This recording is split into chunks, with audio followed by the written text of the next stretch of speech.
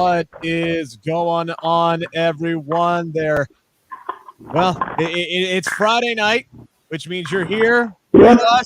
Rick Ucchino, SP3, Dutch Mantell, Wrestling YouTube, Twitter, Facebook. Ozzy, what's up? Chris, what's up? Lisa, what's going on? We appreciate everybody who's tuning in. All you crazy people who sat through SmackDown, watched a pretty decent Rampage. That's my drugs. It's going to be right there. So we were talking, folks, before we went on the air about we should have done drugs through a SmackDown show. Would have been better. Am I allowed to say that? You can say. Okay, don't do drugs.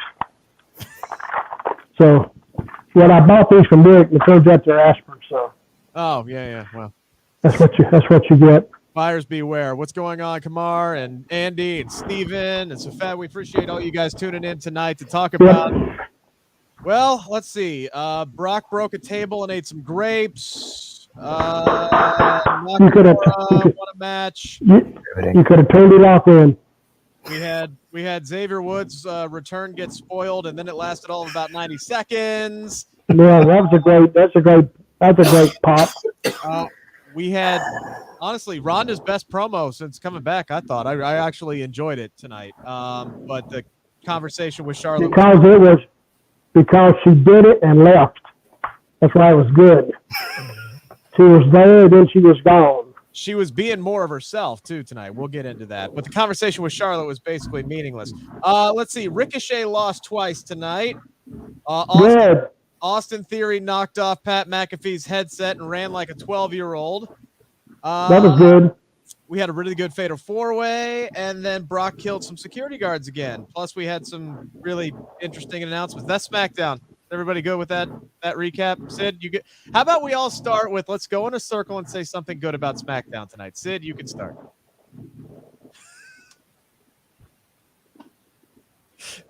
You can go ahead, Judge. That was me. That was my contribution there. Okay. Well, I liked the Ricochet match. I did like it. Because he lost twice, and I've never seen that finish, which I thought was good. Which finish? I'm assuming the one where he's being held underneath the ring and got counted out, basically. That's the one you're talking about? It doesn't matter. It was still a different finish. Yes or no? How many times have you ever seen a guy lose twice on the same show? A few. I mean, after he asked him to come back in. Right? So it was different. A babyface, yeah. Babyface doing it, so. I mean, I'm thinking, wait a minute. I'm watching the show, right? And I'm thinking, don't these WWE guys ever get to the arena on time? No. Here we go. The damn Roman Reigns is late. Where is he? You know he's supposed to be here. But he's late. And there's Brock looking for him, knowing he's not there, I guess. I don't know. Let's just Dale Munson say it. What are you saying, Dale? Can we switch? No, we can't, Dale, because we don't work for either of those companies. Why don't you do it? It feels like we get more action in 1 hour. No, we get more action in one match in SmackDown than we do the whole hour of SmackDown, of Rampage, I mean. Yeah. We had more matches on Rampage in 1 hour than we had on SmackDown tonight. Yeah. I mean, literally nothing happened. If you missed SmackDown, hence the term maintenance. They've already done the angles. What are they going to do? Well, it's done. They still got 2 hours to put out. Maybe you could build toward an Intercontinental Championship match that actually gets put on the damn card. Or a United States Championship match, for that matter. No, we can't do that. We got 2 nights of WrestleMania. That's not enough time to put any of the mid-card titles on the damn show. Hey, let me add, this has nothing to do with wrestling, but it does. So I'm just going to throw this out there. All these guys doing commercials during the show, you saw them, right? How do they get paid for that? Is that in your contract, you think? What do you mean? When somebody does a commercial, like Drew, who did Drew do the commercial for?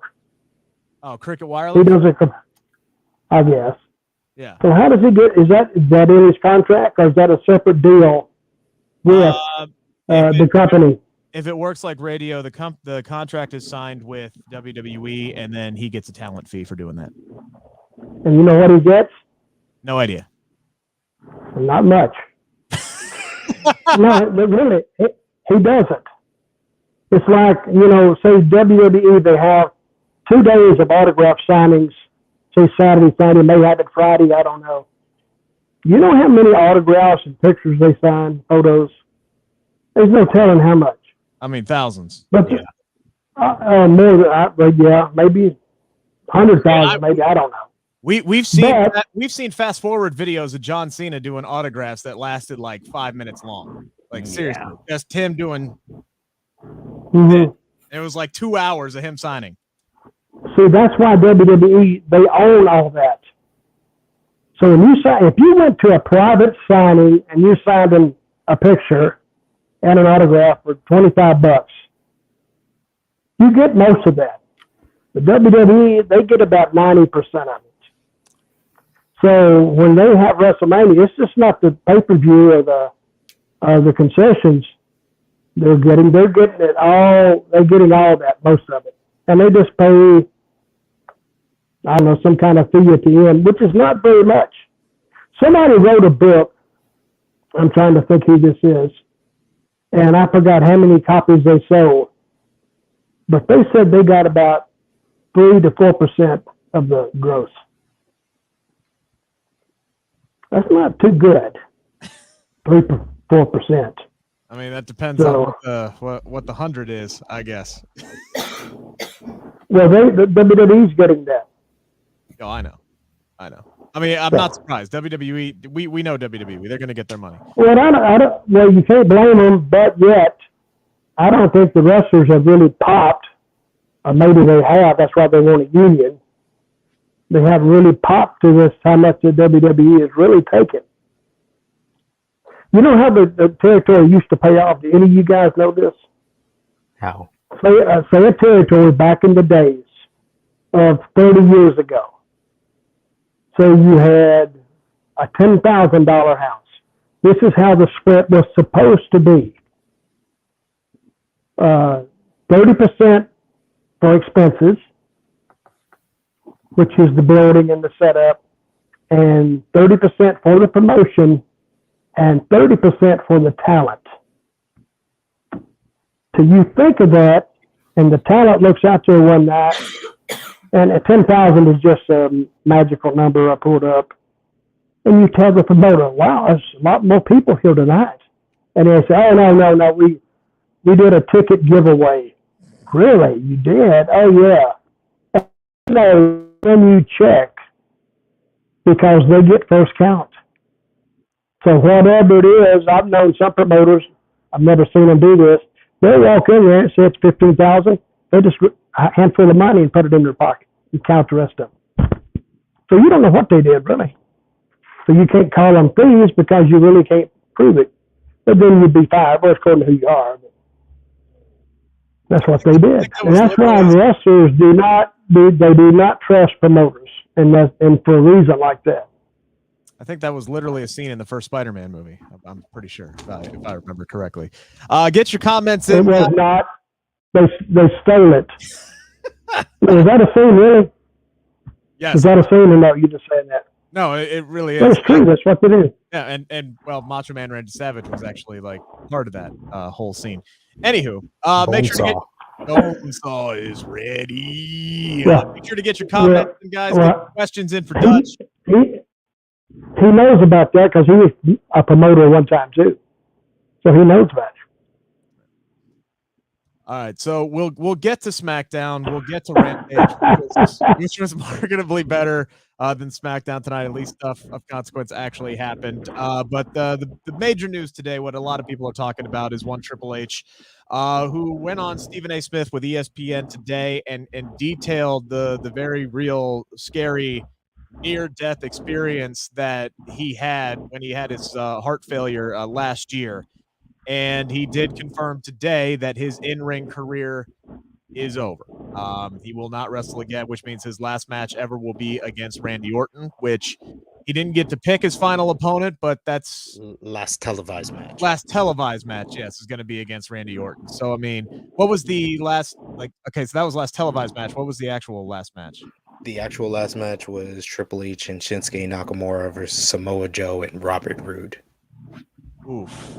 All right, so let's just let history play out that it was Triple H versus Randy Orton, last match ever. I mean, that's nothing to be shabby about. Those are three guys that kind of define his first era of NXT, like the era that is really associated with him.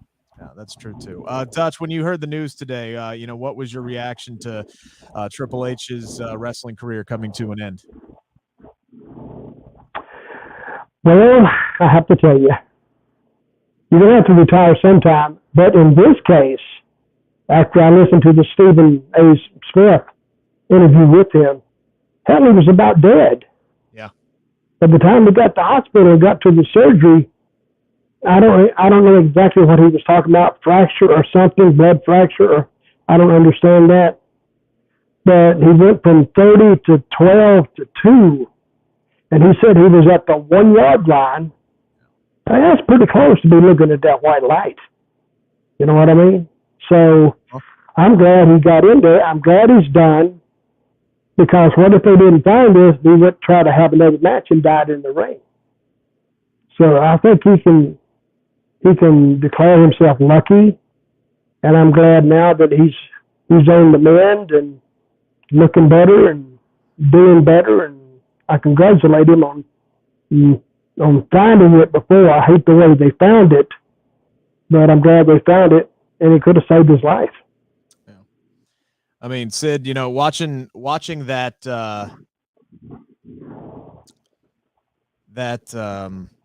interview with Stephen A. Smith was hard for me, and I know it had to be hard for you as well. We both have young kids at this point, and just like him kind of breaking up and him, choking up, talking about just the thought of not being there for his daughters who are in their teens now at this point. I mean, that hit home for me. And like, he can't, this isn't the way that he wanted to go out, but all things considered, he came out on the other side of this, and there's much more important things than having one final match in a wrestling ring. Oh, absolutely. The fact that he's still with us and survived everything that he described, and hearing that you could be in the hospital and that's the last time your kids and your family is seeing you as a father. Yeah, that definitely that was something I could relate with, and that's something that I never want to be in that type of position for. So I know his family is just grateful that he's able to be around, be a father, be there for him. And he can't wrestle anymore. Like, the fact that he talks about having a defibrillator in where his heart is, like, that is something you can't come back from. So I just want to, everybody to know, like, one of the sad parts about, losing someone like Scott Hall, like we did a couple of weeks ago, is the fact that he wasn't able to be around for so many people celebrating his career and the moments that he offered us as fans. And I think that the best thing to think about Triple H's retirement is the fact that we have the opportunity to give him his flowers while he's still here, and thankfully he is here to get those flowers. Yeah, he'll get inducted a solo for the third time, which is insane. He will finally get his solo induction into the Hall of Fame. It may be as soon as next year. I think maybe he and Batista could be double headliners. Isn't it second time? No, he's in with Evolution and DX. Evolution went in? Didn't they? When did Evolution go in? I don't think Evolution went in, because Batista, that was going to be his first induction. I know DX. I thought he went in twice. No, there's only two groups that have gone in. Well, I think three groups, but two groups in recent years was DX and NWO, not Evolution. I'm confused. I swear to God, I thought he was already a two-time inductee. No, because we would hear every single Monday that Randy Orton is a WWE Hall of Famer if that was the case. What the hell am I thinking of then? Who knows? Rick is too much. Rick, you need to stop this drinking, buddy. Really. Well, yeah, that's for sure. I swear. Whatever. He'll be a 3-time Hall of Famer by the time it's all said and done. And Flair's only a 2-time because he's went in with the Horseman and himself. So he's 2-time Hall of Famer. Yeah. They would be talking about him being a 3-time Hall of What Famer. the hell am I Case. thinking? There was a celebration with Evolution at one point, wasn't there? Yeah, that was just some random episode of SmackDown. I'm when tired. They came It's out. been a long damn week. I don't need any of this bullshit. All right, so Dutch, do you have any like really good like Triple H memories? I can't top that, man. I can't top you forgetting everything. But I'm agreeing with what Sid said. If he said it, it's true. So what were you going to ask me? Do I have what? Do you have any good Triple H stories? Any memories? Anything that you would like to share during you guys' time working together? Well, I may have talked about it last week when I asked what they had the click. They had the little reunion in Madison Square Garden, and the only one who was ever punished about that, I think I talked about it last week, was Triple H. He was the only one. I'd go to shows, they'd beat him, especially with Jake the Snake. They'd lay that snake all over him, and he'd have to lay there and take it. And that went on. It didn't go on like a week or 2 weeks. It went on for about 6 months. So and he looked at those lights for 6 months. And I guess that told everybody else, hey, don't act on your own out there in the ring. And what made it even worse, it was in Madison Square Garden. That's what made it worse. And Vince didn't forget it. Took him 6 months to forget it. And that may have been how him and Stephanie met. Because Stephanie may have got feeling bad, sorry for him. And that's how they met. See? Rick, quit sitting there like Nostradamus and trying to come up with some out of the world comment. I'm trying to figure out what the hell I'm thinking about. I don't know. I just had a massive. Well, we've already established that your dementia is kicking in. Well, I don't know what else we have to establish here. I mean, Rick, I got to know something, buddy. I got to know something. I got a history of it, but yeah, go ahead. Okay. Do you remember trying to wrestle about 3-4 months ago, 5? Yes, I do. Do you remember that? Yes. How's that wrestling career coming along? I had to retire. Now, this is just an update. You had to what? I had to retire. What? Yeah. What happened? My back. So that was a health scare, or you just stepped out? No. Did a doctor tell you to stop? No, I told myself to stop because what am I doing? I'm about to turn 34 years old. I'm doing this on the freaking weekends. I don't need to. I don't need my back hurt. I would rather be able to play golf on a weekend and pick up my daughter than wrestle in a freaking arena for 15 people. That's just. It was. Well, why didn't you get? Wait a minute. Why didn't you get you a gimmick where you didn't have to take any kind of bumps or anything? I work enough as it is. I don't need to go out there and do all that crap. Then why did you start it? Because I wanted to learn more about the business. Okay. Okay. All right. I guess. All right. So Sid, I'm okay. Sid, you live in New York. You guys get a lot of really big shows. Yes. Man, you've got to see a lot of great Triple H moments. Do you have any good ones that you were there for? Well, I think I said this last week. I was there live for the curtain call. That was my very first live event that I went to at Madison Square Garden for my 8th birthday. I was also there live for Triple H's return in Madison Square Garden in 2002. And I just remember the beautiful day vignettes, probably the best like hyping up of a return from injury that WWE ever done as far as like production. And as far as this was a guy that when he left, he was one of the most hated superstars in the entire company. And through those vignettes, they got you to sympathize with him, to understand the journey that he went on, to understand how much work it took to get back into the ring. So someone like me that always hated Triple H, I was always a Rock guy. I found myself sucked into that moment. I'm sitting there with my mom, and as soon as that first riff of Time to Play the Game hits, I got on my feet and I was cheering with everybody everybody else inside Madison Square Garden. And my mom, who knew I was a Rock guy and knew I hated Triple H, was like, "Why are you cheering for him? You hate this guy." I was like, "But he's back. It's the game." I was just so excited and into the moment because I knew of the work that it took for him to get back. So that's one of my favorite memories of Triple H, and just all the kind of different characters and different variations. And I said this earlier on the breaking news story, there had been no one in history that has a better catalog of theme songs than Triple H. Yeah. My Time is a classic and underappreciated. My Time to Play the Game, one of the greats.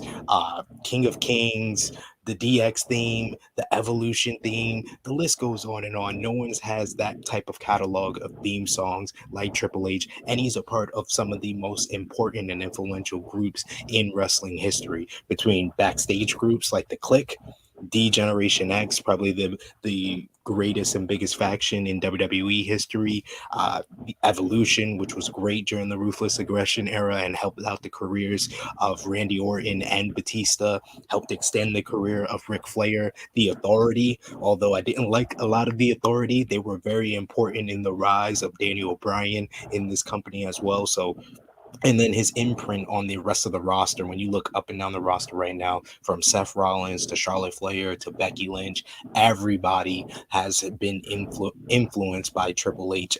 He was the reason why a lot of these independent stars are in the company right now. So his legacy is forever going to be there. He has his fingerprints all over the WWE currently. So I don't know what's going to be bigger when you step back and look at his career, his in-ring career, or what he's done backstage in the last couple of years. That's how important Triple H is to the whole entire history of WWE.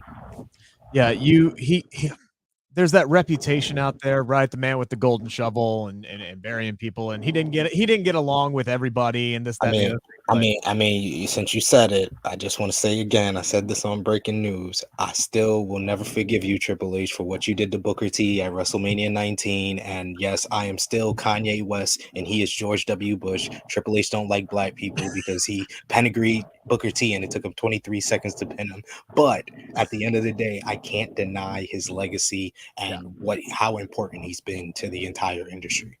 Yeah, and you saw that on social media today. Like, everybody, whether you're talking about stars that are currently in independent workers, stars that are in WWE, AEW, just out of the woodworks, to just take time out of their day to talk about what Triple H meant to them and how they helped him. And that's the mark that you're doing something right.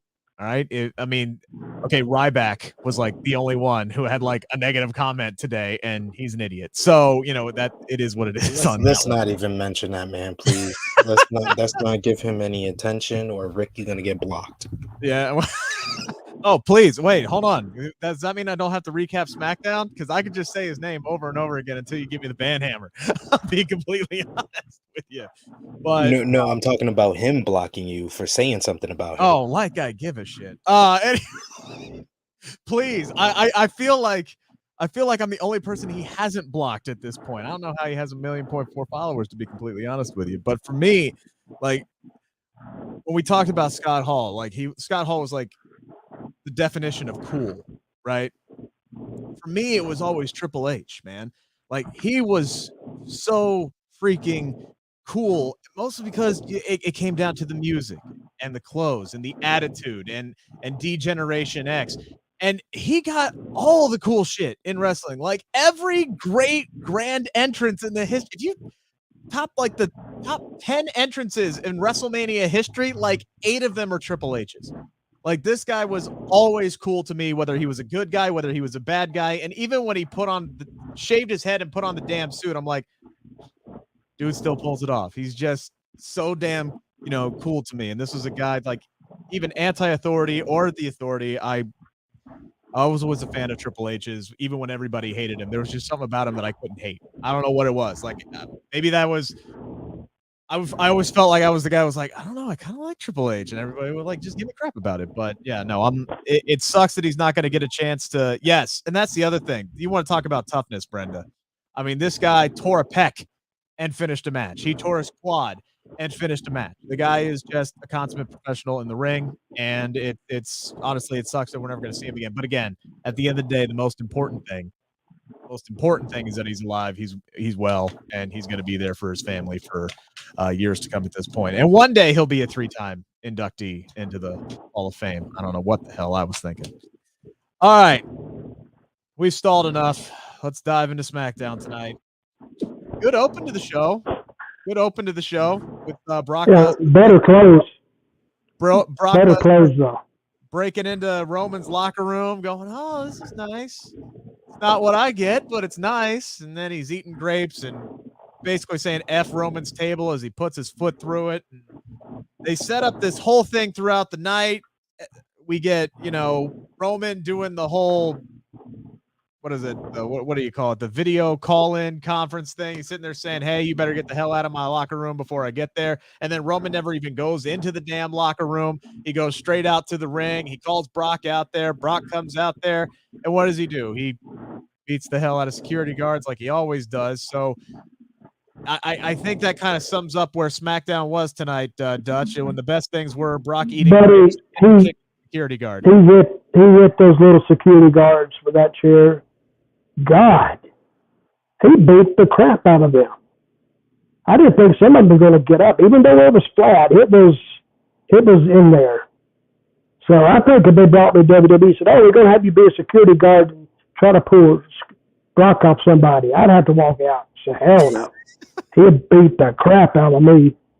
But anyway, it was what it was. Which I like Brock Lee. I like. Roman leaving and the Usos leaving, but yet there was something else that needed to be done. I don't know exactly what it is.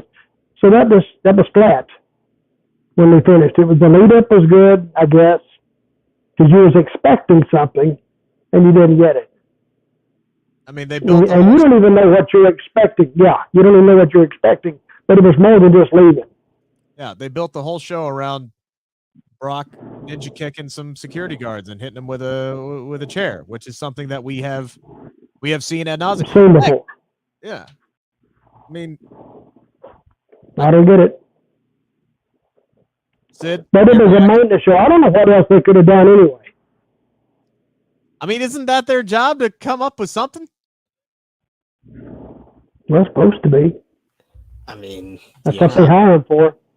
I thought that was what they're supposed to do. I mean, yeah, you guys were a lot more entertained by all of this than I was. I found Brock going into the Roman's locker room like he was Rick James coming into Charlie Murphy's house. I found that very entertaining. I found Brock as a babyface is just great, but these segments, there was nothing to it. It was very lazy. I feel like I've seen all these segments before. I've seen Brock beat up a vehicle last week. I've seen Brock beat up security 3 weeks ago. And both of those times, it was better than tonight. The fact that this was in Brooklyn at Barclays Center, one of WWE's major markets, and the whole show was booked around building to Brock beating up a bunch of security and Roman, who was this powerful heel, a complex heel, who, yeah, he had tendencies to be a heel and not fight when he doesn't want to, when he only likes to fight when he gets paid, but he was never a cowardly heel. And over the last couple of weeks, they have transformed Roman Reigns, one of the best heel characters they have had, into a regular chicken shit heel who runs away from Brock Lesnar. And yes, it's Brock Lesnar. It's understandable if you want to run away, but that's not the Roman Reigns character. I had rather than him throw the Usos at Brock than him running away, him looking scared when Brock showed up. It's just like I was into this feud 2 weeks ago more than I am now, honestly.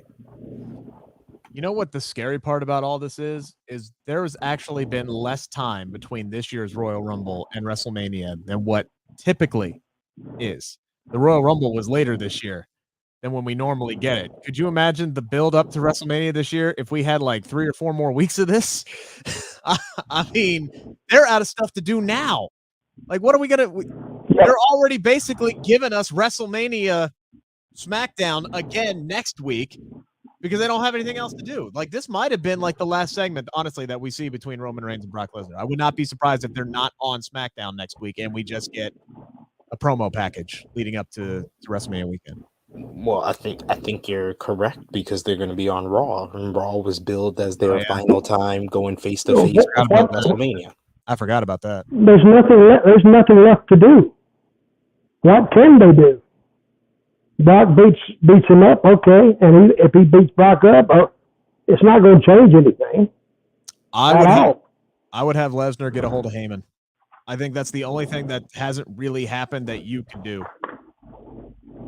Honestly, at this point, because Brock has threatened to kick Roman's ass and Paul Heyman's ass. Are we expecting that to both happen at WrestleMania? And that's what might cost him the championship in the end, as he takes his eye off the prize and tries to kick the crap out of Paul Heyman. Like, is that the finish that might end up happening here?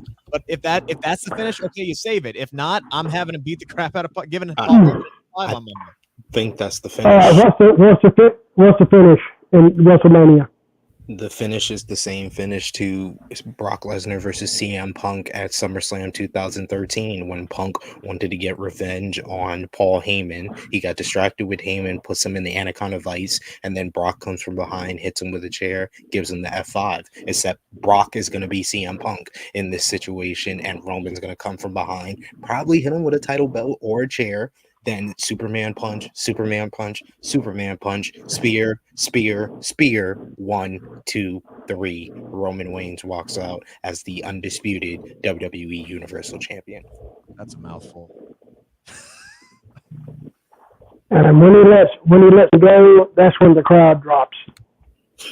That's when they lose him right there. Oh, they're popping. He grabs him, but Heyman is really still very instrumental in this whole angle. They need something, they need to reach out, like Rick said, and pull Heyman in. I don't know if they're stuck, but we'll see. Whatever they do, we'll see.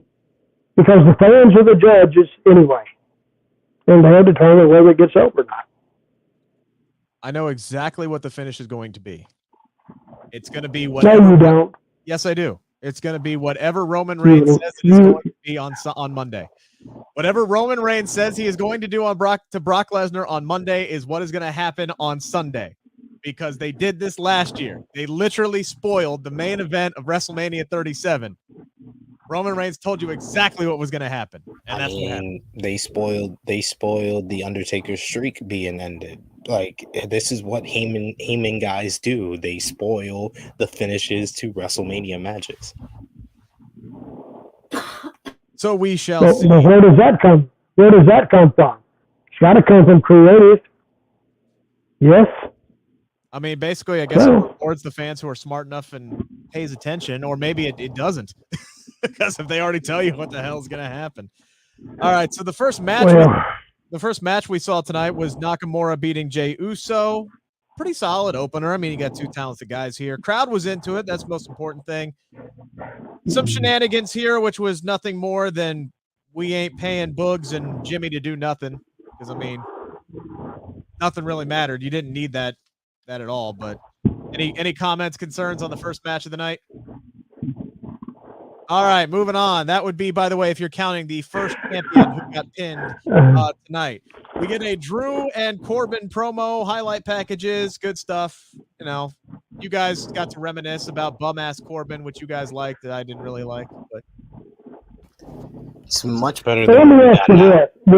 Was bum-ass Corbin more entertaining than what they got now? I think they're both equally. I think they're both. The bum-ass Corbin was kind of, he was to me, okay. I think he was more entertaining. So this guy here is irritating. It's like turn the channel off. Rick, you do realize it's not him. It's what they're telling him to do that. But no, I don't know. I've always been a Baron Corbin guy, but they have never had him do anything that is You defended Baron Corbin more when he was King Corbin than any of the other iterations, which was probably the worst version of Corbin outside of Constable Corbin.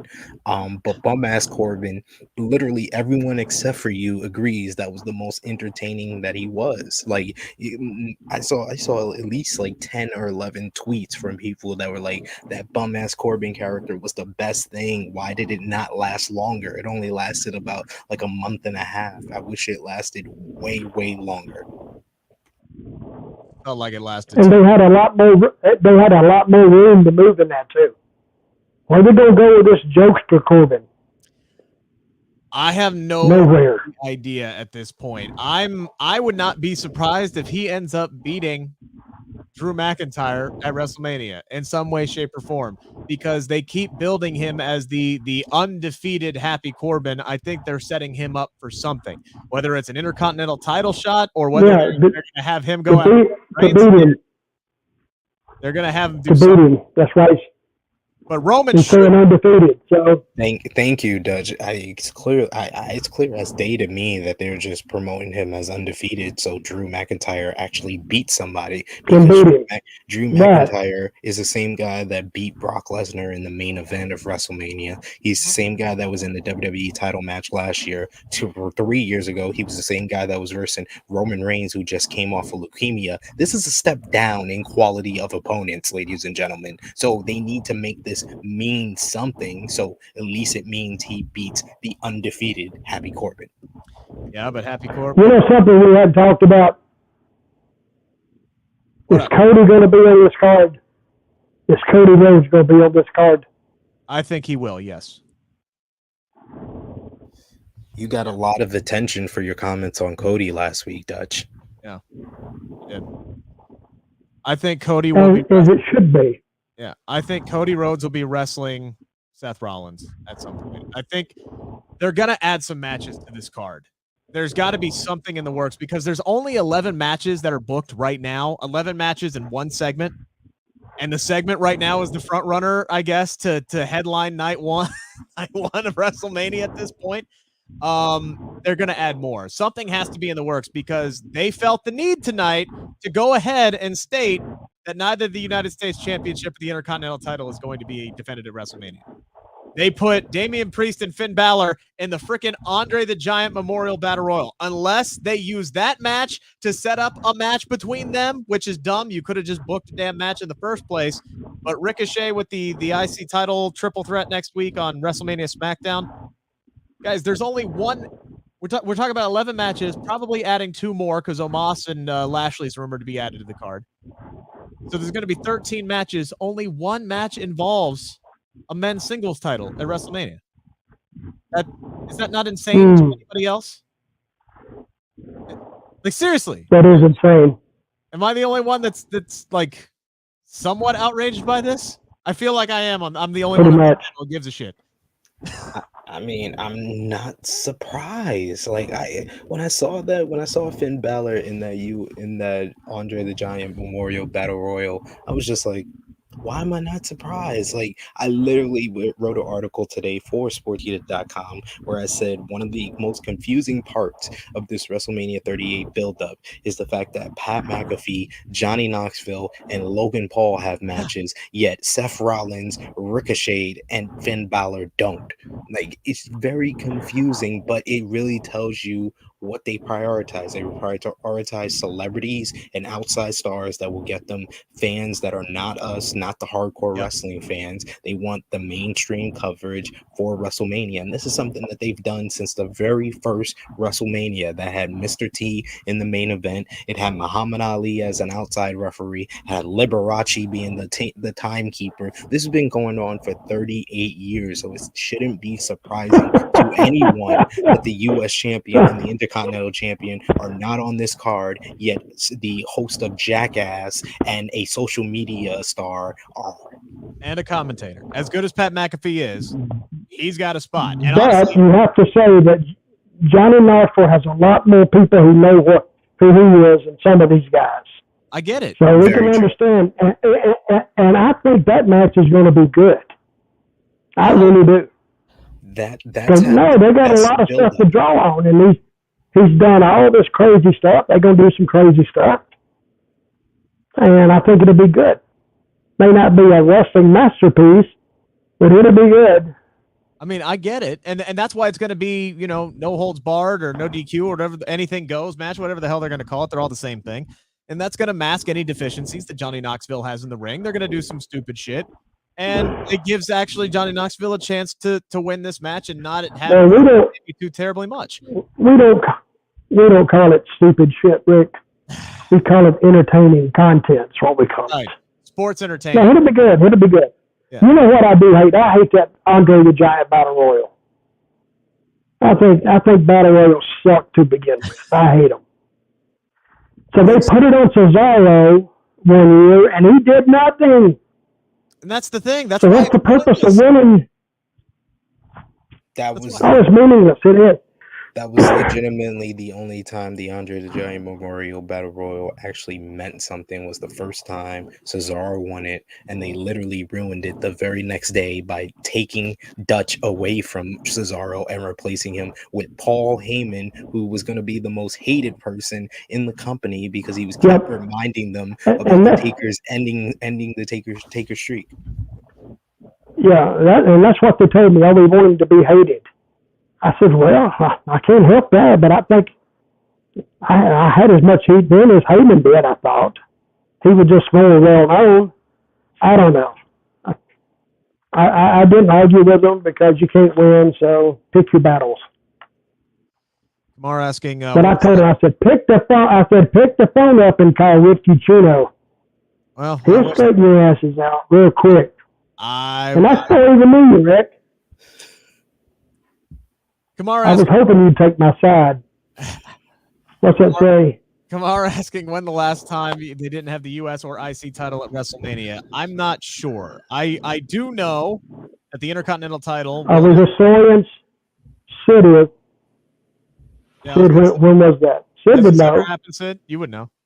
I know there was like an 8-year period from like when they had like the Money in the Bank. There would always be the IC champion in the Money in the Bank, and it was like an 8-year period where the IC title wasn't defended at WrestleMania. I think the last time it wasn't defended in this era would technically be WrestleMania 33 because it was on the pre-show with Baron Corbin versus Dean Ambrose, or if you go back from that, I want to say WrestleMania 30 was the last time after that the Intercontinental title wasn't defended on a WrestleMania. The US title,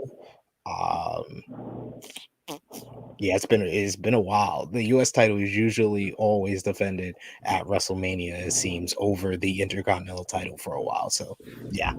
And Dutch, I get what you're saying, and look, I'm not mad that Logan Paul is on this card. I'm not mad that Johnny Knoxville is on this card. I'm not mad that Pat McAfee's on this card. All of those are smart booking decisions to get different audiences to tune into the show.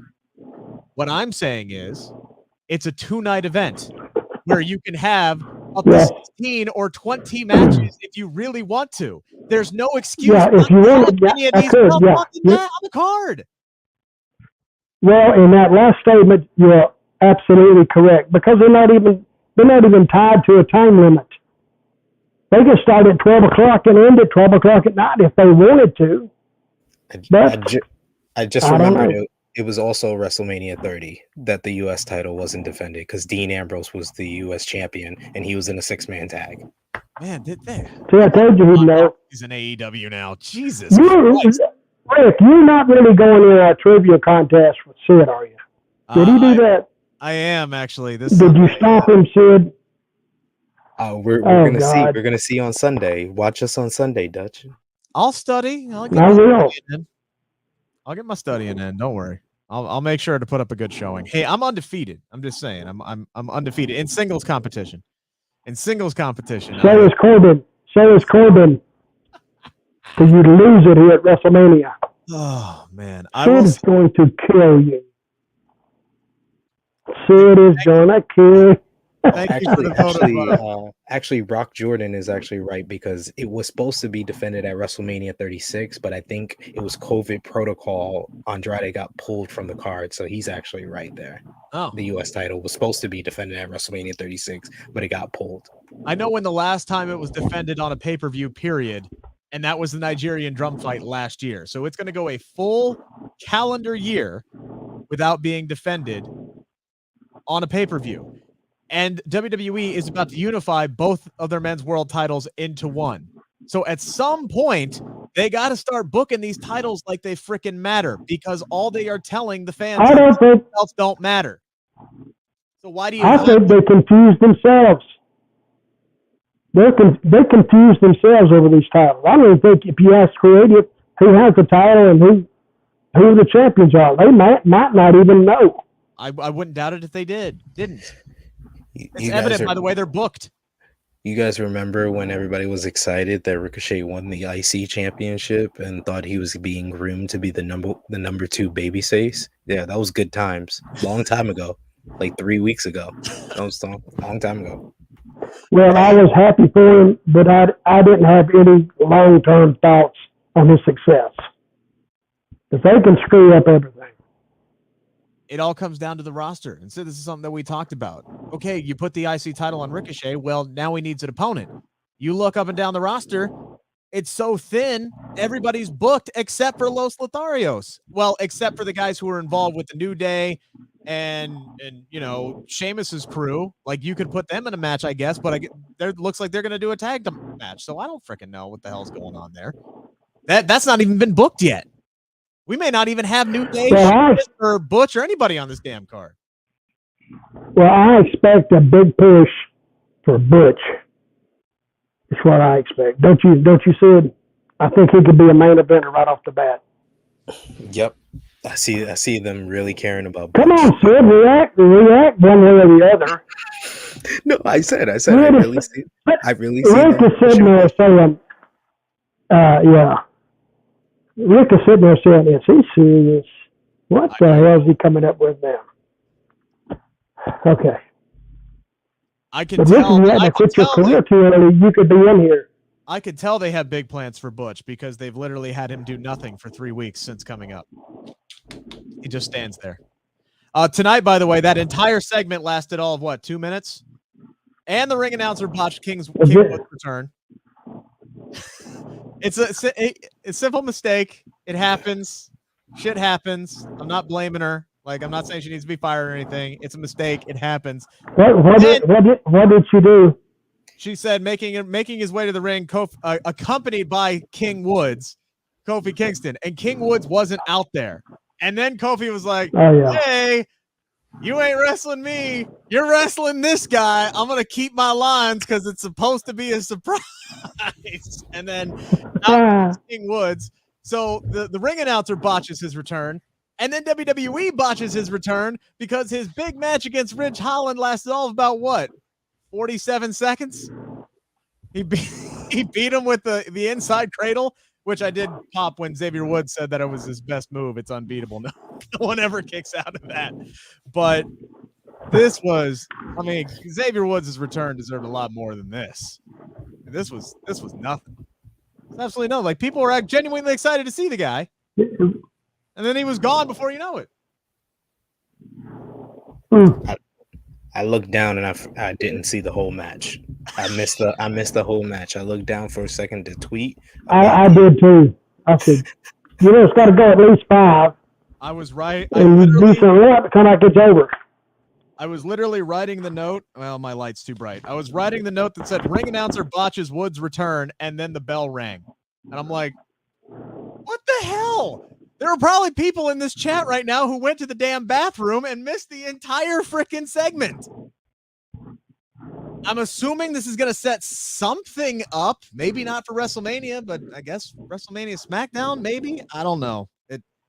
Seriously, would it have been so hard to take these guys after E's injury? Would it have been so hard to pivot and do some kind of Intercontinental title multi-man match with these dudes and Ricochet at WrestleMania?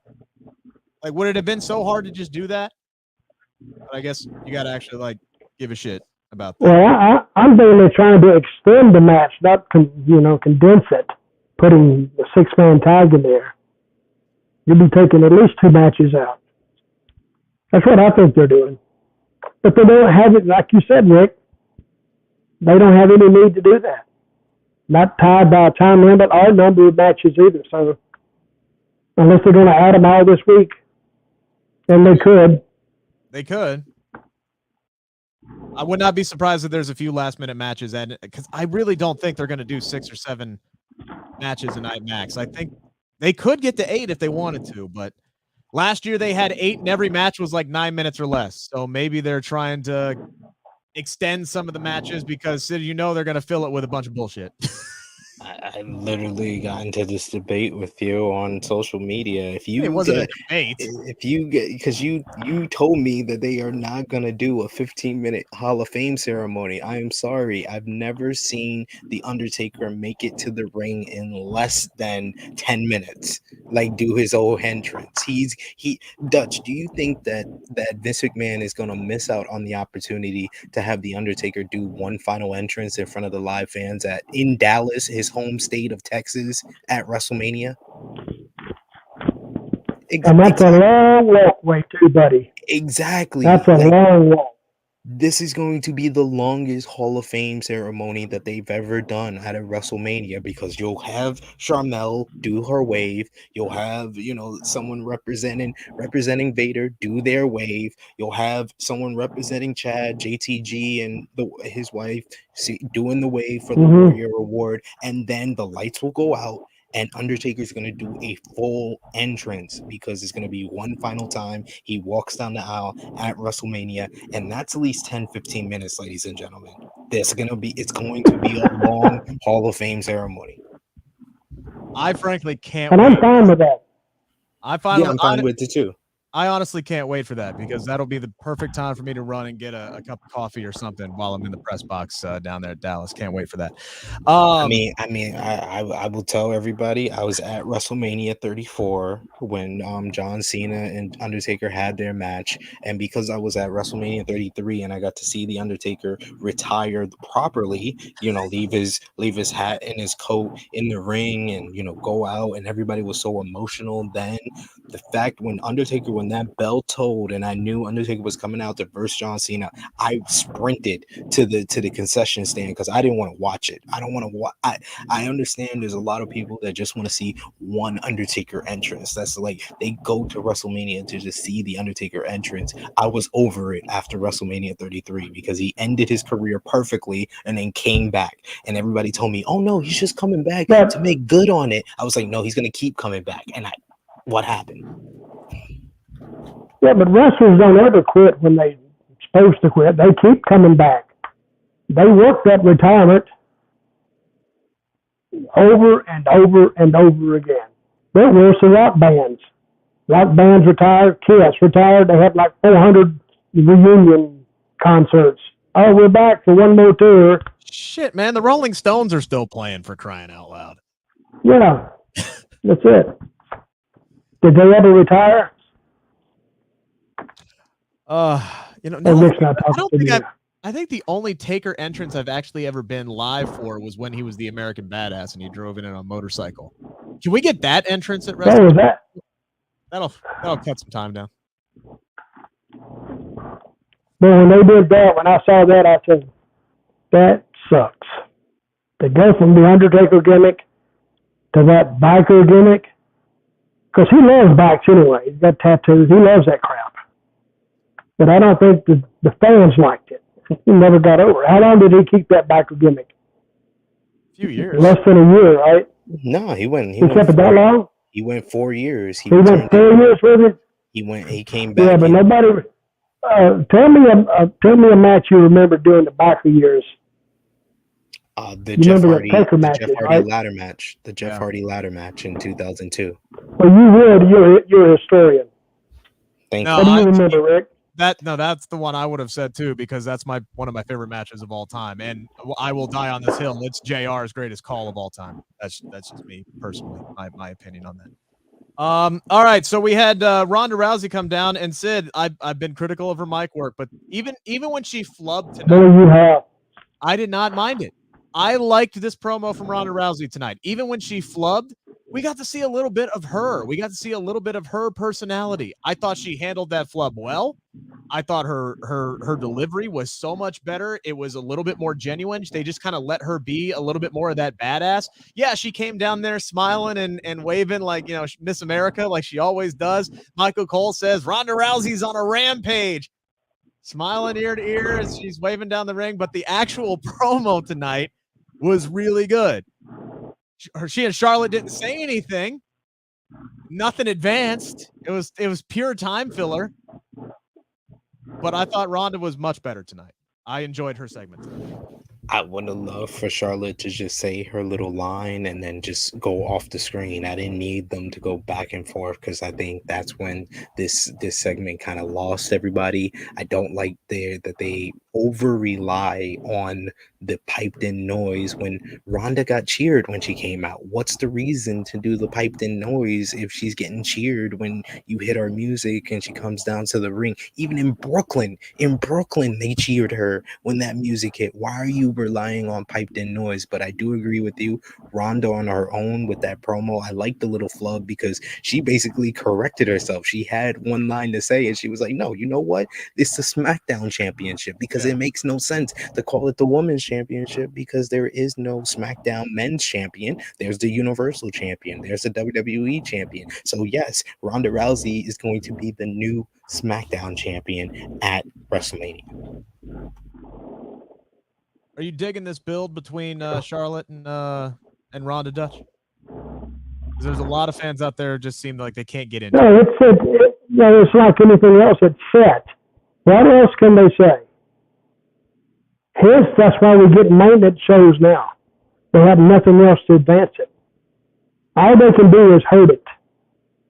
If they do one more, like if they touch it, it doesn't help it. May not hurt it, but it doesn't help it because the angle is shot.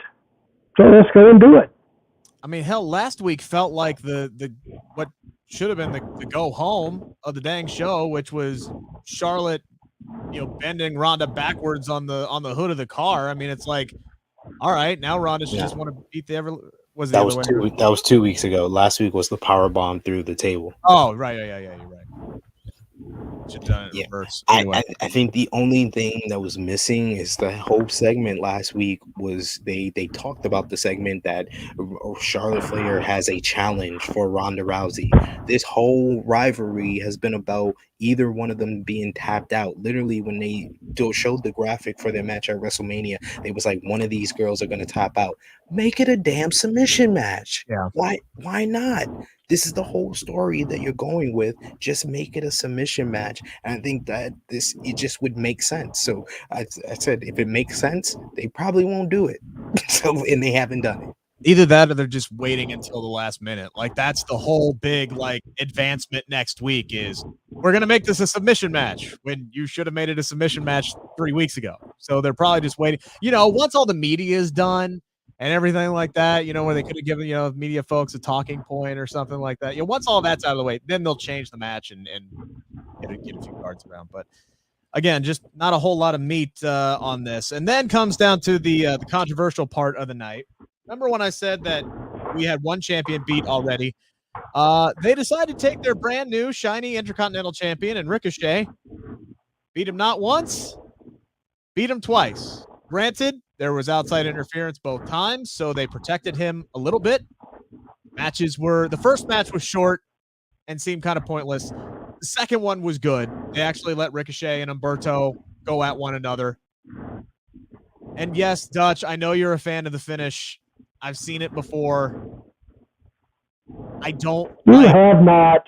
You just said that. I don't. Where did you see it? I've seen it before. On TV? Yes. Yes. Never seen it. Never seen the finish like that. Beat him twice. I don't understand the love that WWE has for pinning their champions this close to WrestleMania. You had 3 champions on the So show. who's going to tonight. win at WrestleMania? Huh? So then go over at WrestleMania. Ricochet's not even on WrestleMania. He lost twice. They're going to put him on it, though. WrestleMania SmackDown. They're going to put him on it, though. They're going to put him on it. No, they won't.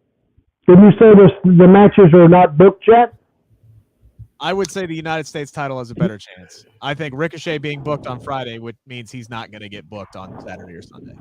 But isn't this Ricochet's record anyway? They put something on him and then kill him?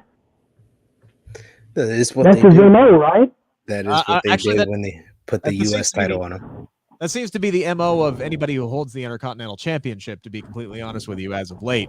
But, yeah, I mean, at this point, I loved Ricochet winning the title. I thought it made a ton of sense, and I wasn't, like, for the option of Johnny Knoxville having a possibility to win that championship. I'd much rather just have the damn belt on the card at this point. Like, so Rick, what you're trying to say is that me and Dutch I was wrong. Yeah, okay, is that what you cool. want to hear, Sid? Yes, I can yes. admit when I was wrong about something because Thank you, Sid.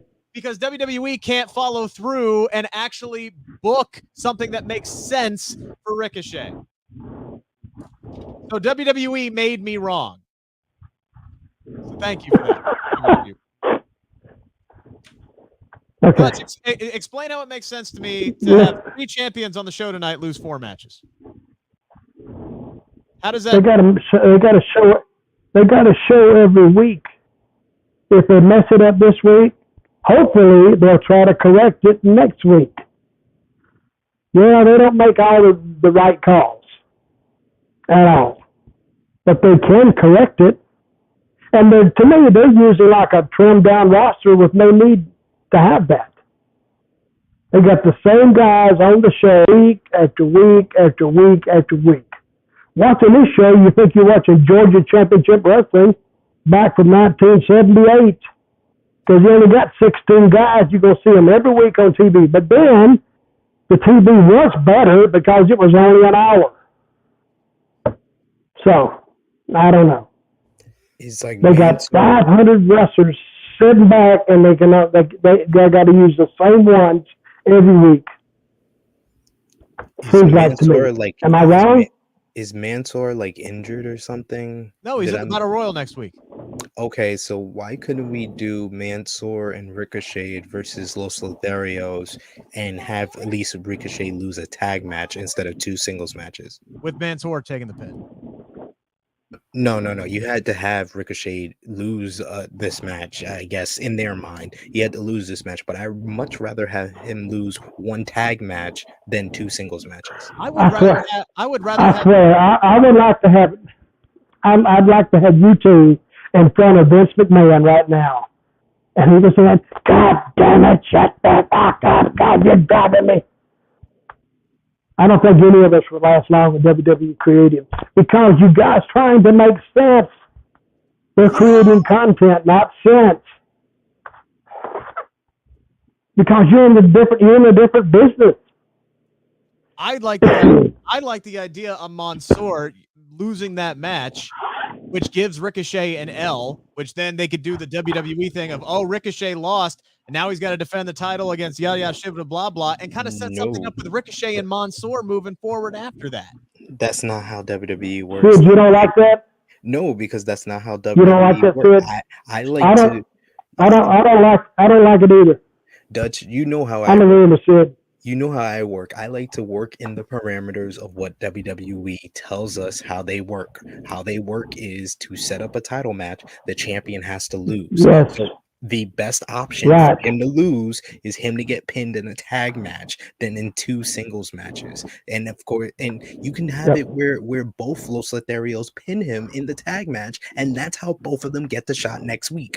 That would have made so much more sense than losing 2 singles matches. You have to work in the parameters of WWE. Don't work in the parameters of trying to make sense or trying to make great stuff for wrestling fans. Okay. That's not what they're doing. Let me ask you something else, both of you. They're kissing the girl. Whether it's the same girl or not, where is that leading?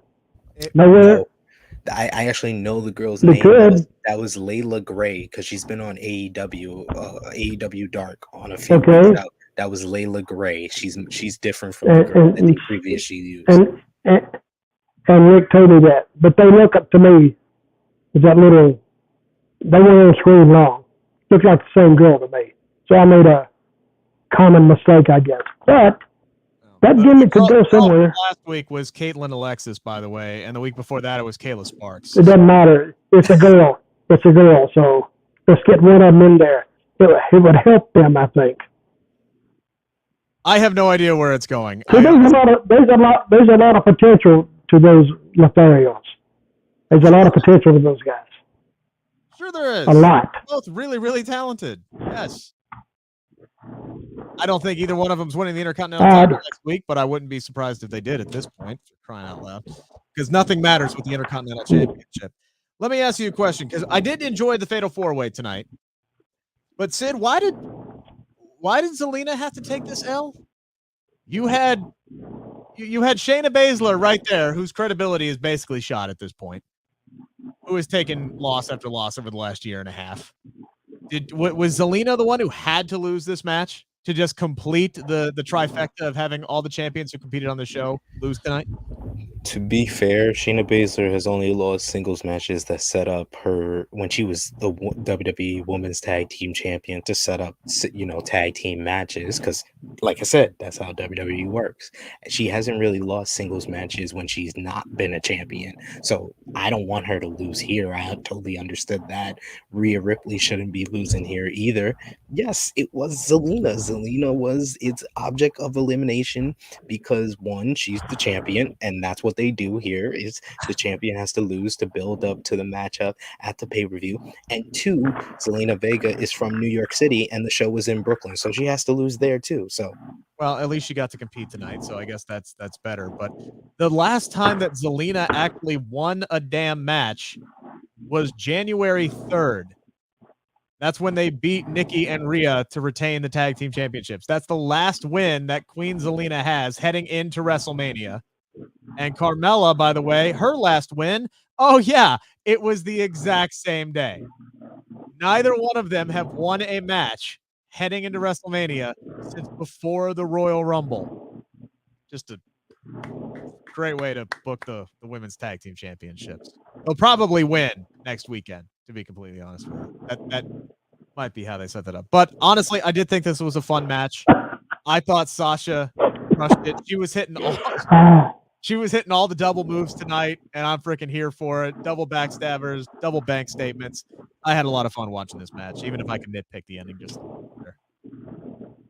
This was the best part of the show. This was the best match on the show. This got over Sasha Banks in a win. I think Sasha was the right choice to win here. Like I said, out of the options that were available, yeah, Zelina was the best option to lose here, unless it was Liv Morgan instead of Rhea Ripley or Natalya instead of Shayna Baszler.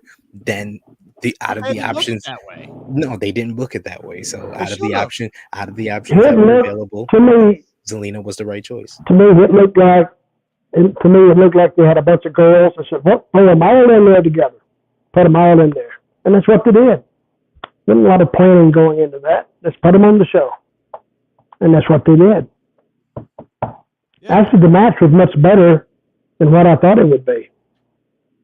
Oh, I knew it. I knew it. They gave him time. We ready to talk about Rampage yet? Yes, we are. Yes, we are. I flipped my note card over. Okay, it is Sid's time to shine. We open up with Lance Archer actually losing to Dustin Rhodes. I should have saw that one coming.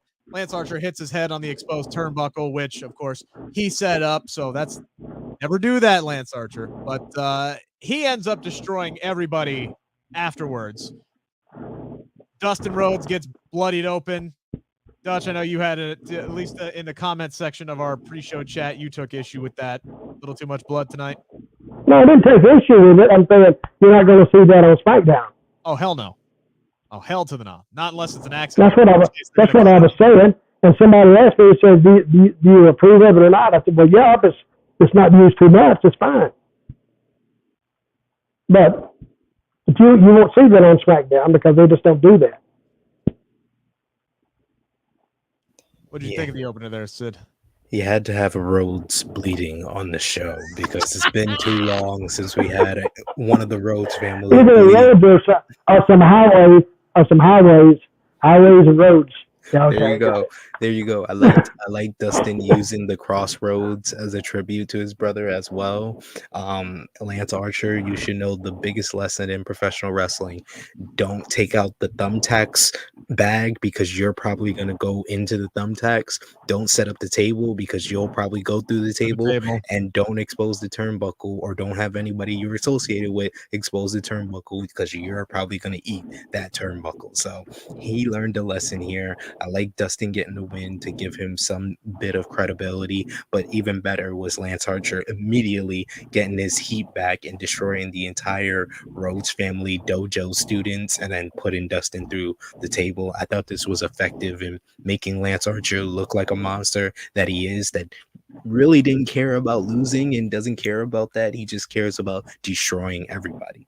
I think he did kind of care because it rocketed him. This loss is going to rocket him down the rankings, and commentary even said that he's like he's pissed because he's going to lose his number one ranking after winning, which was unnecessary.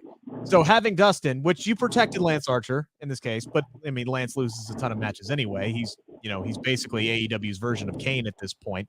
He's unbeatable until he loses. But he gets protected a little bit by hitting the turnbuckle, so it allows Dustin to pick up the win, and it's a necessary evil because Lance Archer shouldn't be ranked number one anyway, so it's going to drop him back down. I have no problem with this. I thought this was a really entertaining open. Not nearly as entertaining as Fuego getting murdered by House of Black, though. That was poor Fuego. Fuego, you my boy. I've interviewed Fuego on True Hill Heat YouTube channel. I have a lot of appreciation for Fuego and how far he's come and getting a contract with AEW. But my dude, why you ask for an ass whooping? Why you gonna call out 3 men? You called out 3 men and you expected not to get murked? Well, I mean, maybe he was expecting the Dark Order to help him out before he got his ass kicked and not after. Great promo though, Dutch. But actually, I think it helped him. Oh, because he got noticed. He's got him out, and the interview wasn't bad, so he gets killed. So, but now at least the people know him for something. I've seen him before. So, but this kind of, I think it raised him, even by getting beat. He's not supposed to win anyway. So now he's got guts. So they give him something. And this has kind of been his character. I mean, he went after Miro time and time again, and just always got his ass kicked, but he never really stopped him. So I mean, it's kind of endearing in a way. Like people will gravitate toward that. Like, yeah, this guy is the ultimate underdog. He's gonna get his ass beat, but he's gonna get back up and he's gonna go try it again. I love this part. And people will like that. People are like a guy that's got guts. He's over with the people because he's a fighter. You might whip his ass, but he'll fight you. Yeah, he's like Steve Rogers before he got the serum. Very true. Very true. I'm right. But I love House of Black's entrance, but I love them just the lights going out and then the individual spotlights. That was great. But the only thing that sucked about this was they didn't turn the house lights up in time to see Buddy Murphy actually start the attack. So he's just kind of punching Fuego in the dark there before the lights came up. But that was really the only thing there. I like the confrontation with the Dark Order, setting something up that's a little bit new moving forward. Excited to see where that goes. The other thing that I really liked here, Sid, was the backstage interview with Scorpio Sky, Dan Lambert, and Ethan Page, and them taking away the TNT Open Challenge. Typically, I hate this when heels do this, but it actually made sense for Scorpio Sky to do it. He's not doing it because he's afraid to defend the championship and he would just rather be just hold the belt and walk out and look pretty every week.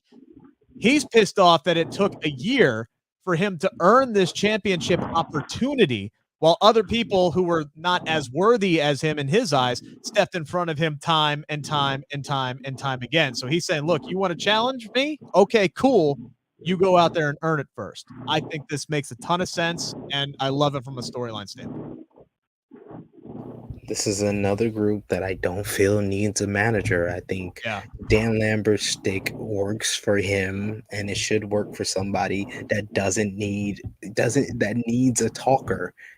Ethan Page, in a couple of lines, he proves why he's one of the most underrated promo guys on this roster. And Scorpio Sky has charisma. I love the little snap of the fingers to end every segment. I love that. He looks like a champion right now. So I want them to do more and give them more opportunities to speak. They don't need Dan Lambert. I like this act on his own, and I like the logic behind them ending the TNT Open Challenge. It made a lot of sense. Dutch, when you have a talent like a Scorpio Sky or an Ethan Page or even a Nyla Rose who can talk, but they give him a mouthpiece, I don't understand, why. I don't get it. I mean, I was listening to these guys now. They're better than Lambert. They're a lot better than Lambert. We had Lambert in TNA, and I don't really know why. I think he worked some kind of deal with him about his school. I'm sure he did some kind of the same deal here because he runs that school in Miami or wherever it is. But and he loves professional wrestling. He's a good guy, but he doesn't really serve a role with that at all. Those guys can talk for themselves. And even Nyla Rose, she didn't need Vicky to talk for her at all. So that's one of the things that I don't understand there, but it's their company. I mean, it's not hurting anything, but I don't think they're using the talent to their full potential. Yeah, it's not necessary. Like you said, it doesn't hurt anything to have. Well, okay, sometimes it hurts to have Dan Lambert out there on a microphone, but yeah, it's just not necessary. I mean, I know you want to have Dan Lambert out there, and Dan Lambert can cut a good promo, but put him with somebody else. Put him with somebody else who actually needs some help. It doesn't make a whole lot of sense. But I love this segment tonight. Moves the story along great. Sid, while we're talking about Nyla Rose here, she cut a fantastic promo where she's sitting there saying, look, the disrespect, what I did to Thunder Rosa, that was the damn point, and basically telling all us, wrestling fans out here to shut up, Marks, basically.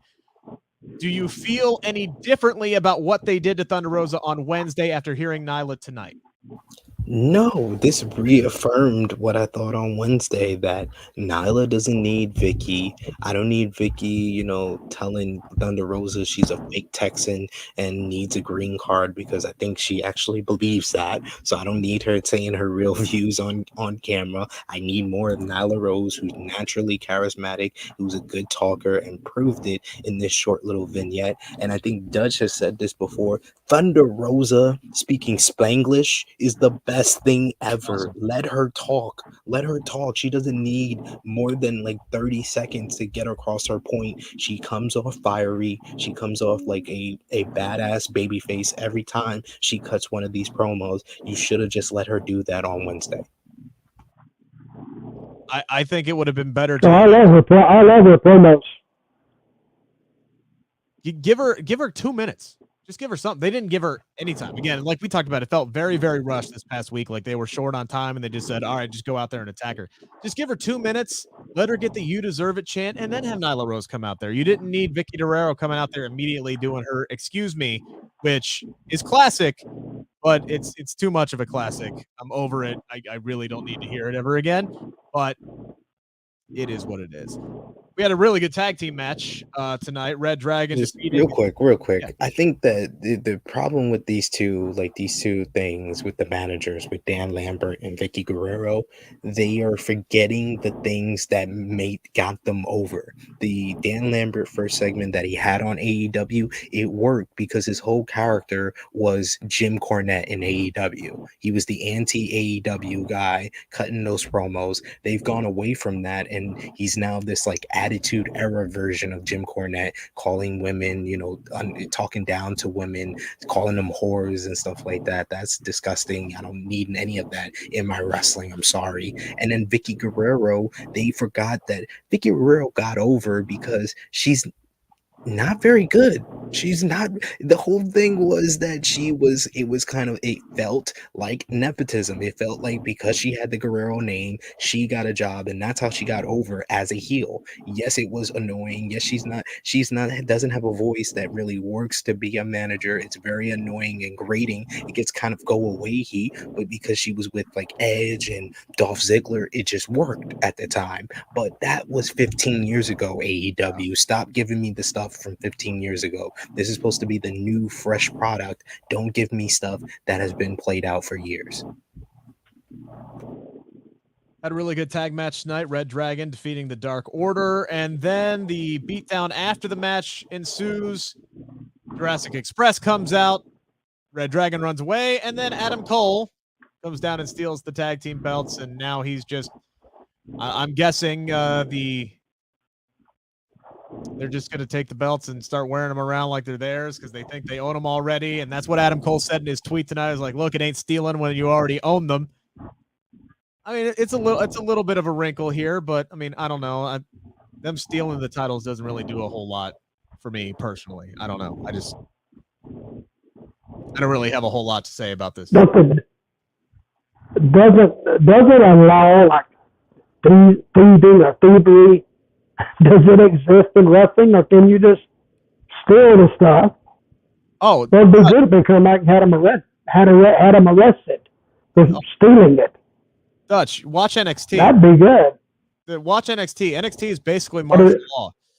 There's people get jumped in the parking lot. People get kidnapped. There was credit card theft, identity theft. I mean, no, there's no laws in wrestling unless somebody actually decides to call the cops, and then they're the worst rent cops. And we're sitting here trying to make sense out of it.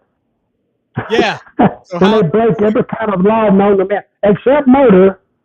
I don't think they've murdered anything but the business. It's the only thing they've done. They murder the business every week. I'm okay with any belt stealing if it's a heel. If it's a heel, it's a heel to get heat. Stealing the belt is totally fine. The reason that I had an issue with NXT 2.0 because the babyface stole titles. I'm fine with the heel stealing the titles, and I feel like this is building to Battle of the Belts. We are either going to see, another Hangman and Adam Cole, maybe in a strap match or something like that, and we'll see Red Dragon versus Jurassic Express, or an even better idea. I got to shout out Will Washington of Grab City Podcast on Day After Dynamite. He said they should do a winner takes all trios match of Hangman, Adam Page, and Jurassic Express against the Undisputed Elite. Ozzy, I didn't forget. It's literally next up. He didn't forget, people. That dementia is just a gimmick, okay? I can't, well, it kind of, who are you again? No, but of course I could not. I was going to bring up Hook because this is my favorite damn segment of the night, to be completely honest with you. I absolutely loved Hook just no selling everything that QT was saying about the certification BS placard that he was giving him. What's dude bro's name? That got his head slammed into the damn thing. What's that guy's name? Aaron Solo. Okay, so he takes Aaron Solo and just goes whap and just throws that mother trucker right into the damn thing and shatters the glass. It was and then walks away like it was nothing. And then my absolute favorite part was Danhausen coming out to try and curse him, and he no-sells the shit out of that and just walks away. And Danhausen's left like just sitting there going, "What the shit?" I mean, that's basically like Ultimate Warrior getting straight up after a pile driver. That's basically what Hook did to Danhausen tonight, which may mean, Sid, that my guy Danhausen. Entertaining. Yeah, go ahead. No. I was going to say, Sid, that may mean that we're going to get my boy Danhausen against your boy Hook, in which my boy Danhausen will get straight up murdered. Hook has the best facial expressions in wrestling. I'm sorry. His facial expression at this beginning of this segment had me cracking up. He's just like, and I love Jericho on commentary saying, someone woke Hook up to come out here.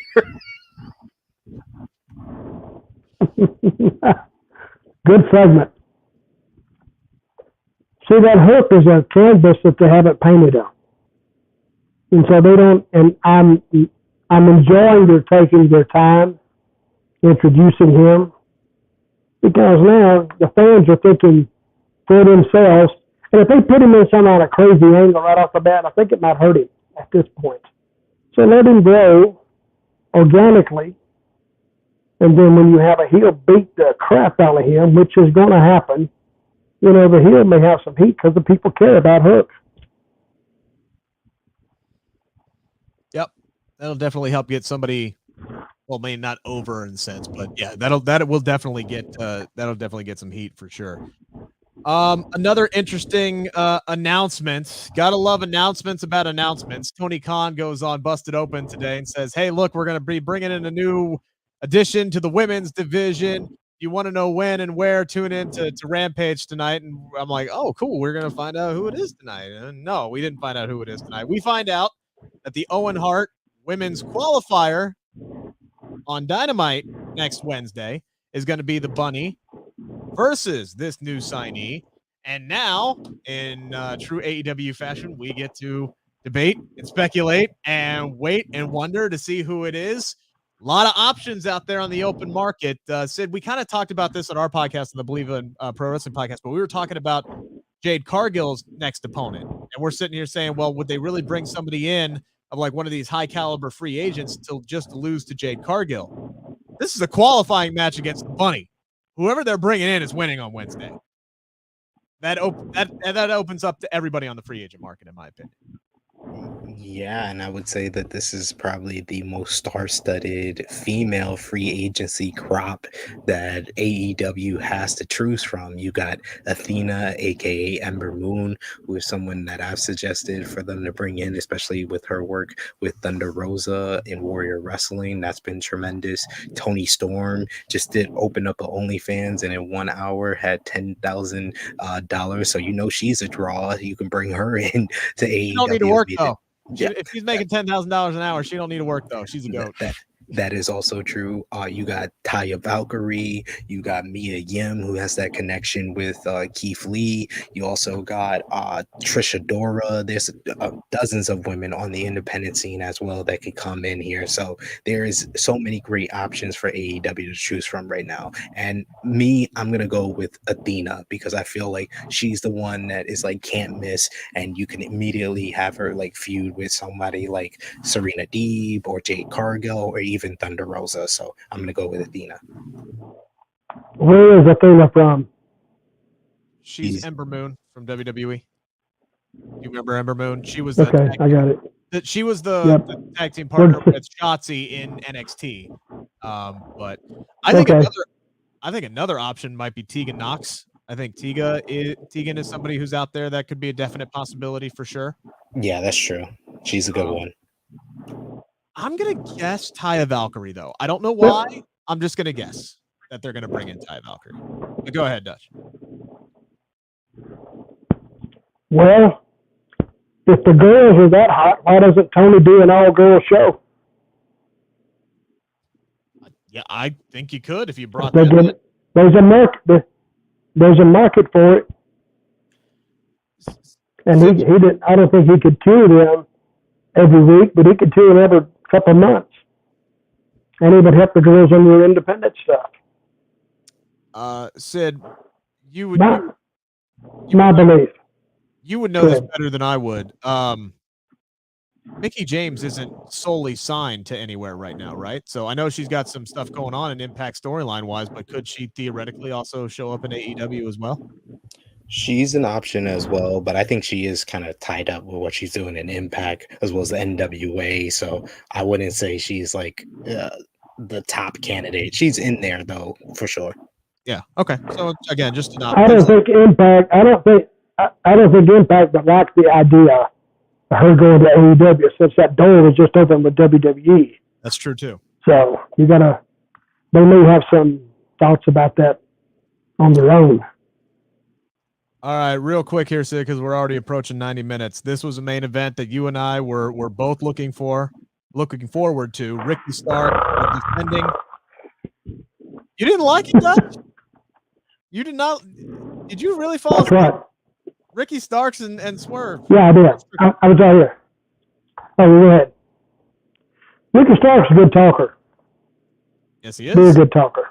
I think Swerve's a great talker as well. That was probably my favorite pre-main event promo exchange between competitors on Rampage, to be honest. Ricky Starks is just so good. Whose house is it? The last house you were in, you got evicted from. Oh my God, that was such a great line. That was a line of the entire night between SmackDown and Rampage. Ricky Starks is such an absolute star. Every single time he gets on the mic, he's in the ring. When he's in the main event in Rampage, it's always a really good to great main event. And I think this was no question here. This was the same. Him and Swerve had the crowd on their feet, a crowd that had to watch 2 hours of Dynamite and then a whole nother hour of Rampage. All before all of that, they had to watch a whole hour of Dark and Dark Elevation. So they were there for 4 hours, and Ricky Starks and Swerve Strickland got them on their feet, got them invested in that main event, which says a lot about those two men. And it was split the entire time. I thought Strickland showed a lot here, but me, myself, I wouldn't have had him lose this quickly into his AEW run. This is only his second match in AEW. I feel like that's too soon for him to lose here. Yes, he was protected in the loss with Powerhouse Hobbs getting involved, but I would have waited a little bit longer before you got to this matchup. Give him a few more wins before he takes his first loss. That's my only nitpick with this one, but I loved everything else.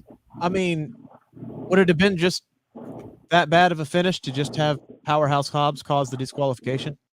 They don't do DQs and countouts in this. I know company. they don't. Very, very rarely. And we just got a count out. We got the first count out in Rampage history last week. They definitely weren't going to come here this week and give us a DQ the very next week. I mean, if there was ever a time to do a disqualification, I think this would have been the perfect time. You don't want to put the FCW title on Swerve. Okay, that's fine. You want to book the match because it's awesome. But yeah, I agree with you. It's a little too early for Swerve to eat a pin, even if he's, gonna be protected in it, and at the end of the night it's just gonna end in a melee and get timed out anyway.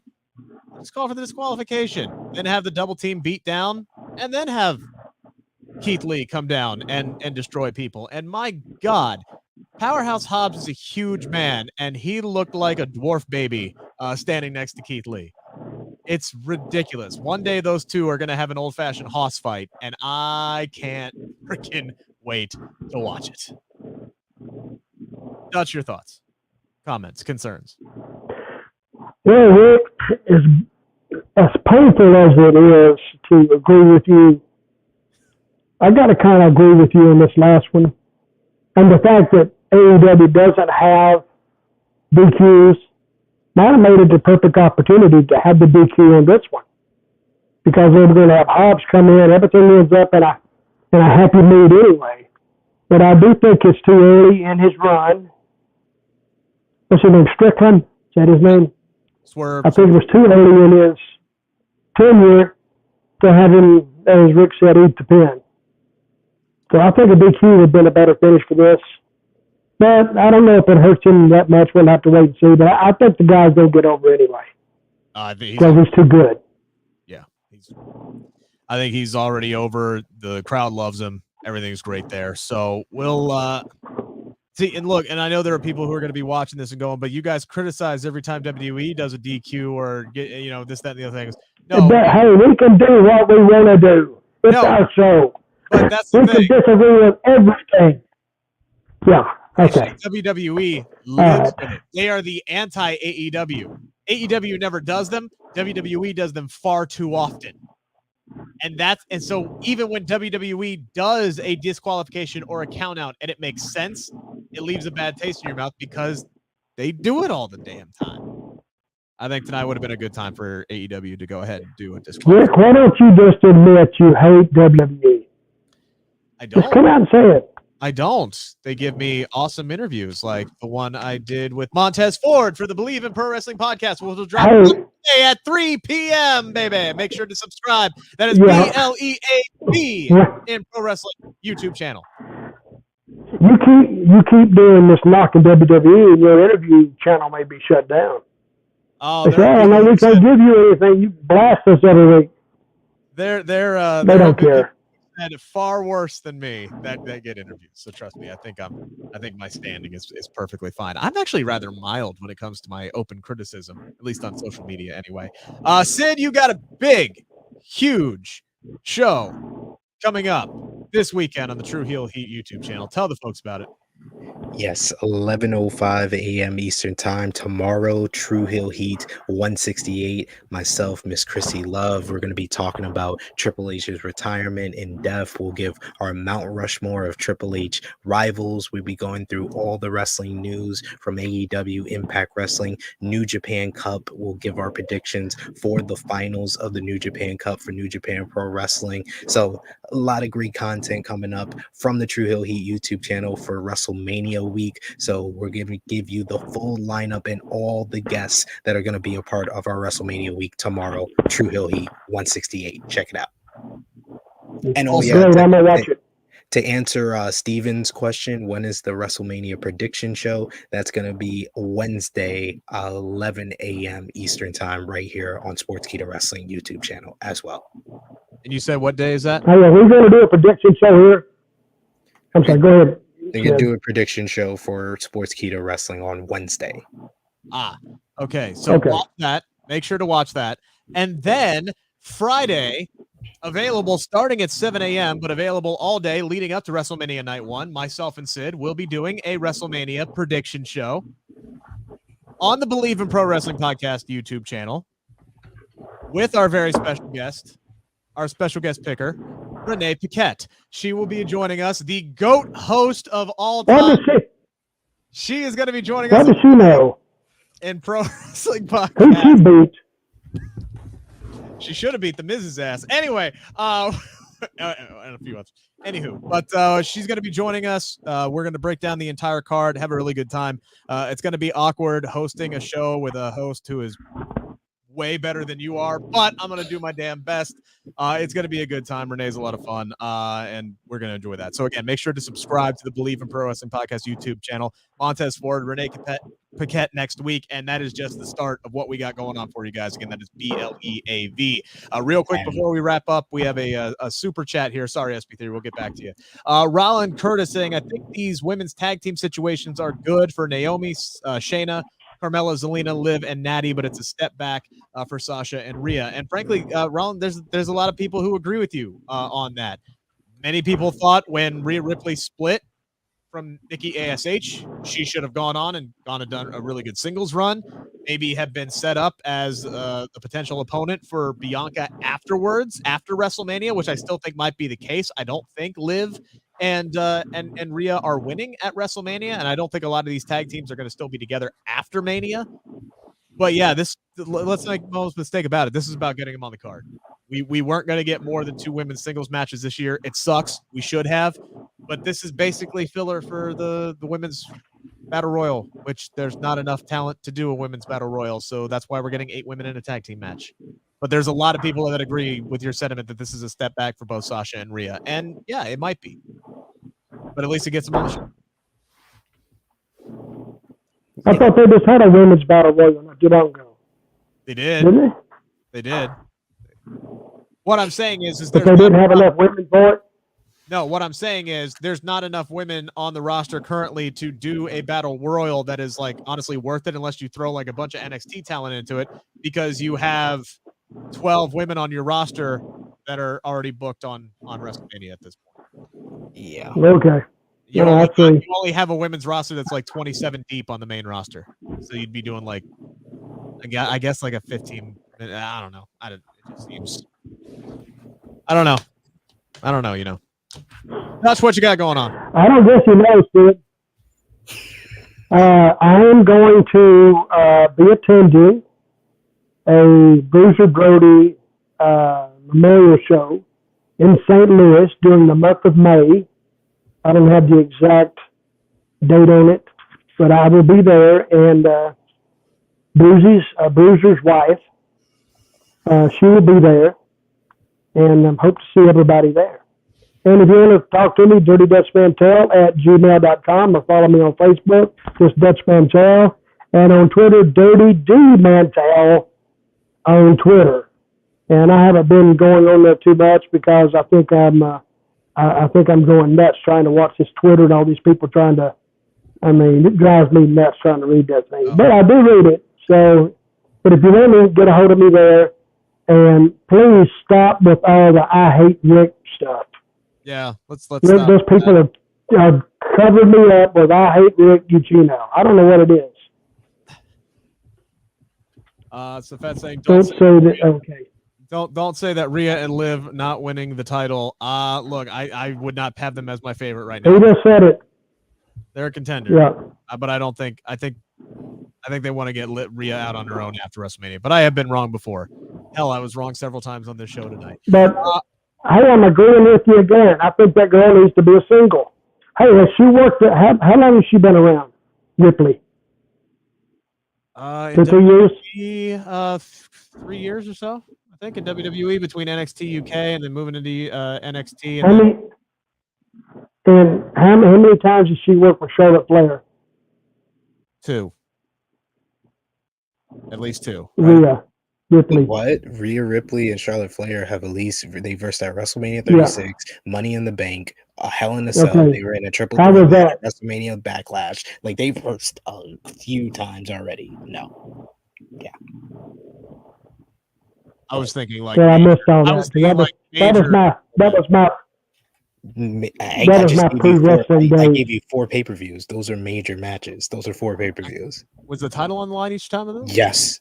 Oh, Yes. wow. They had the NXT Women's Championship and the Raw Women's I forgot about the NXT shit. Mm-hmm. Okay.